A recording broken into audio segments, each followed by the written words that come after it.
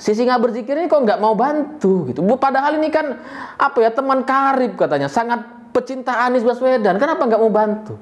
Aniesnya juga sama. Kenapa nggak mau komunikasi sama Jenderal Donasi yang pengalaman di lapangan, yang soal donasi ini gampang sebenarnya, nggak perlu sampai surat-suratan gitu. Cukup fatwa, dijamin masuk surga, kan gampang gitu ya.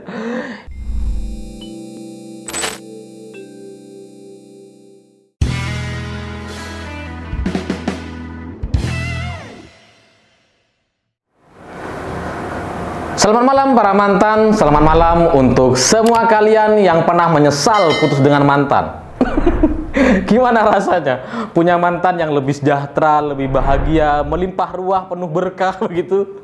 Sementara kita masih sibuk mengurusi diri sendiri dan penuh permasalahan. Mantan saya nonton gak ya ini? Halo Mbak JJ. Ada yang ngira mantannya Mbak JJ.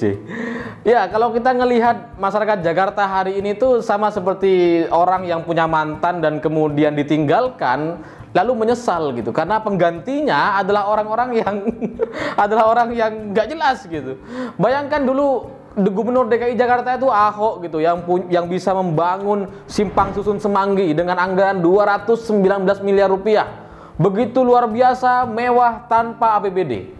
Jadi Ahok ini bikin kebijakan soal pembangunan, kelebihan bangun dan kelebihan tinggi sebuah perusahaan, gedung perusahaan dari perusahaan Jepang begitu.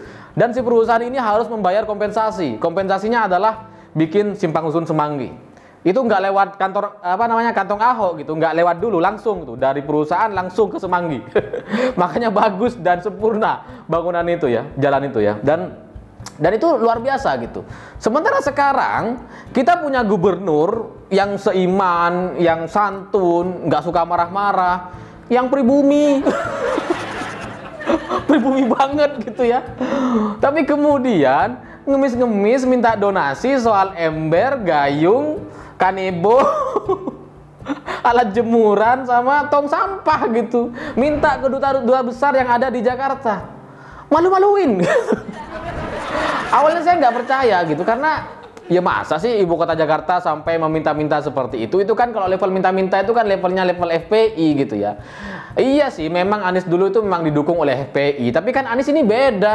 Anies ini rektor muda dengan IPK 9. Orang cerdas, mantan menteri pendidikan, masa nggak bisa ngatasin soal urusan gayung dan ember kan gitu? Nggak mungkin gitu. Awalnya saya nggak percaya.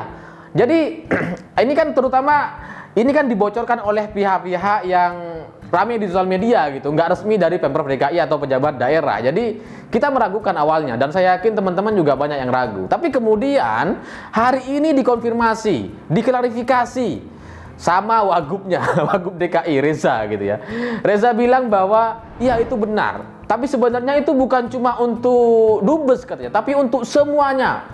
Karena ibu kota Jakarta ini kota kolaborasi. Jadi nggak cuma untuk Dubes gitu. Dan sebagian orang mungkin bisa menerima, mungkin bisa percaya juga dengan pernyataan si Reza Patria. Oh ya bagus, ini gotong royong bersama-sama dan seterusnya. Tapi kan kita ini orang-orang yang bisa melihat dan menganalisa gitu. Kalau memang untuk semua orang, untuk semua kalangan, semua pihak, kenapa pakai bahasa Inggris? Kenapa suratnya pakai bahasa Inggris? Harusnya kan pakai bahasa Indonesia gitu, itu lebih relevan. Kalau bahasa Indonesia sekalipun dikirim ke kantor-kantor duta besar yang ada di Jakarta, mereka masih bisa terima dan bisa pahami karena punya translator semua duta besar ini gitu ya.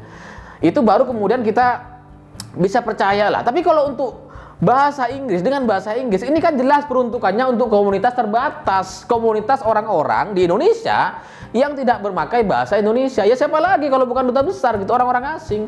Jelas gitu. Jadi ini mungkin niatnya membela, niatnya mau menata kata, mau meniru junjungan atau Gubernur Anies Baswedan yang begitu lihai, begitu cerdas merangkai kata, tapi akhirnya malu-maluin gitu, terbongkar juga akhirnya gitu. Nggak bisa diterima oleh nalar atau logika dasar kita. Dan dari kejadian ini semakin mengukuhkan sebuah sebuah contoh betapa menyesalnya masyarakat Jakarta hari ini gitu. Lagi-lagi sama seperti mantan kita yang dulu begitu baik, yang kalau ngajak makan diajak ke Hanamasa, ke Steamboat, ke daging-daging premium gitu ya, ke seafood, wah yang mahal-mahal itu, yang enak kafenya gitu. Tapi sekarang sama yang baru ini diajak makan ke pecel lele, ke pinggiran. Ya nggak masalah sebenarnya. Saya tidak mau menertawakan kondisi orang yang makan di pinggir jalan dan pecel lele. Saya juga sering makan gitu di sana. Cuma ya jangan sambil ngamen. Nah, Gubernur DKI ini sambil ngamen gitu ya. Ngamen ke duta-duta besar minta sumbangan ember, gayung sama kanebo. Ini kan malu-maluin gitu. Kebayang nggak dulu komunikasinya sama pacarnya gitu. Ayo sayang, kita makan di emperan aja, di pecel lele. Oh enggak enak di sana, enak di kafe aja. Enggak sayang, enakan di pecel lele, bisa sambil ngamen. Lumayan makan gratis, dapat subsidi pula gitu dari hasil ngamen. Aduh, ini lucu banget sih ini. Saya tuh nggak bisa nggak ketawa dalam kasus-kasus kayak gini gitu, karena lucu banget. Dan selain itu saya juga jadi bertanya-tanya. Ini kan Anies Baswedan ini punya singa sebenarnya gitu, jenderal donasi, singa berzikir. Ada tuh beritanya. Barang siapa yang menyakiti Anies Baswedan berarti juga menyakiti saya. Riwayat singa berzikir. Ada tuh beritanya. Dia kan jenderal donasi, bikin galangan donasi untuk Palestina puluhan miliar rupiah gitu. Kenapa untuk Jakarta si singa berzikir ini kok nggak mau bantu gitu? Padahal ini kan teman karib katanya, sangat pecinta Anies Baswedan. Kenapa nggak mau bantu?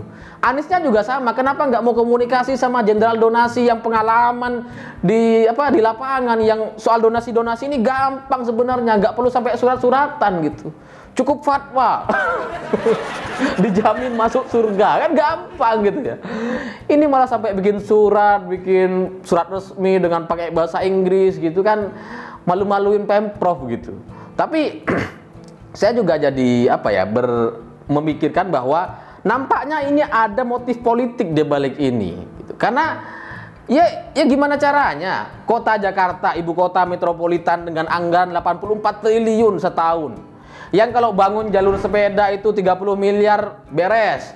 Bikin Bikin monumen bambu, monumen batu, atap jembatan dibongkar, rumah dicat, bikin lubang-lubang di mana-mana yang nggak jelas manfaatnya. Nggak apa-apa, miliaran rupiah kasih, habisin.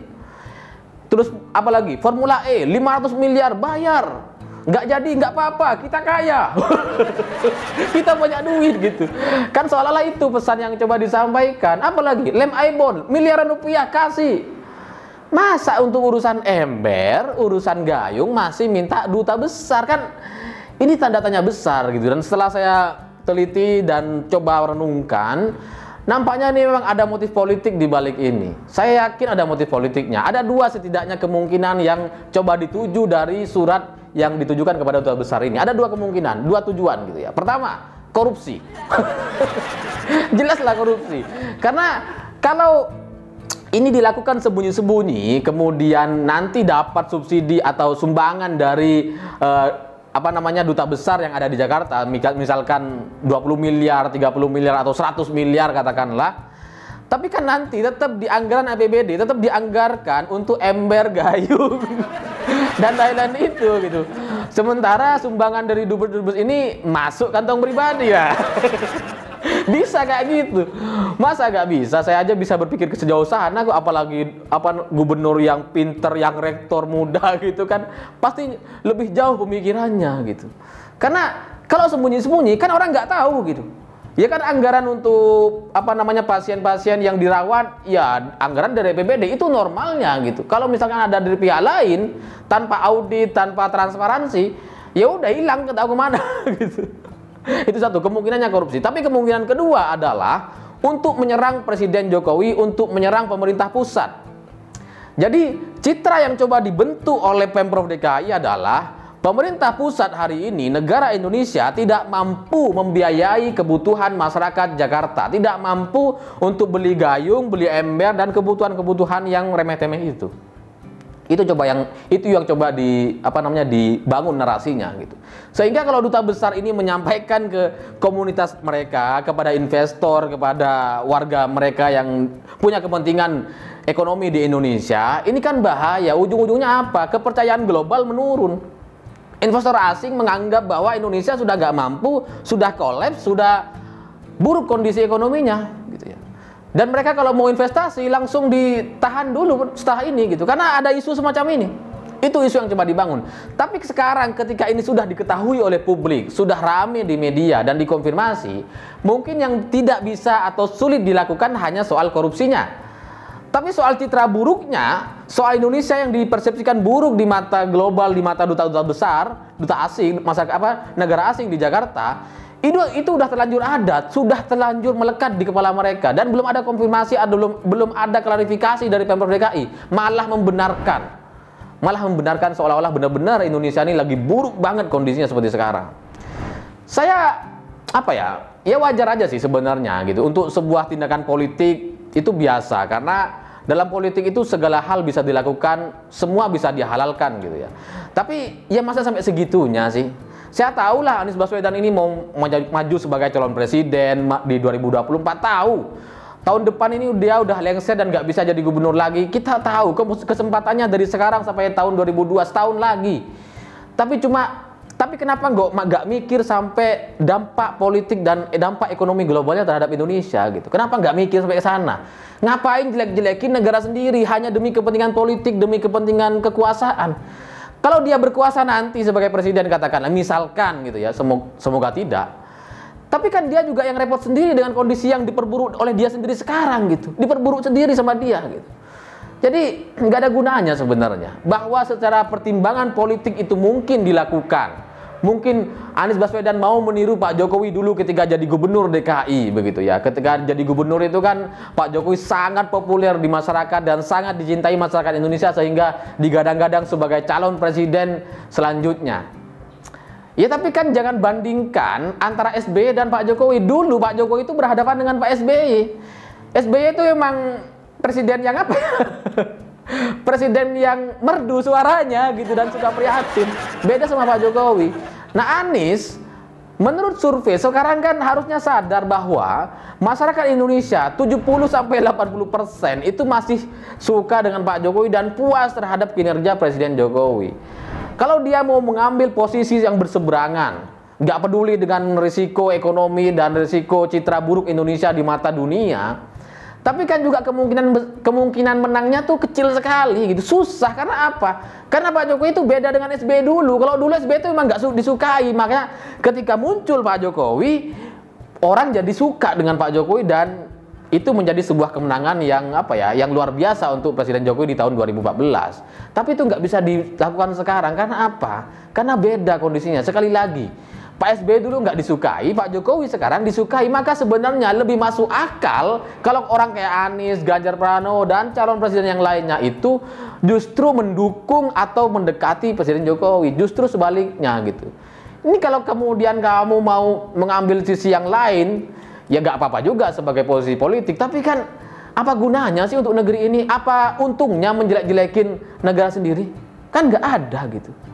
Jadi saya nggak ngerti deh apa tujuan lain selain itu, selain dua hal itu. Tapi pada intinya saya pikir pemerintah pusat harus segera merespon, karena ini soal citra publik, citra buruk negara Indonesia di mata dunia. Saya pikir itu. Terima kasih sudah menonton. Jangan lupa subscribe, like, dan komen. Begitulah kura-kura.